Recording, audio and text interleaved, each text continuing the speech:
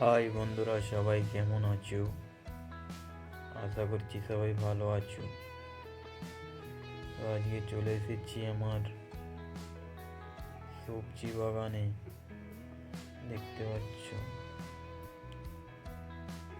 বাড়ির পেছনে একটুখানি জায়গা ছিল, তো সেখানেই আমি চাষাবাদ করার ইচ্ছে পোষণ করেছি।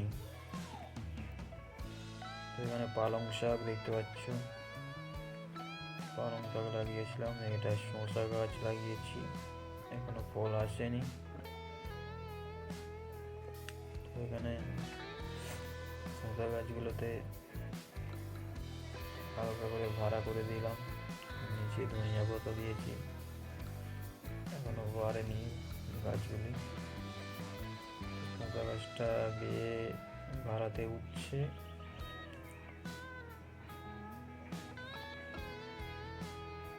এদিকে পাশে লাল শাক লাগিয়েছি, লাল শাক ঝিটিমিটি হয়েছে বন্ধুরা, দেখতে পাচ্ছ।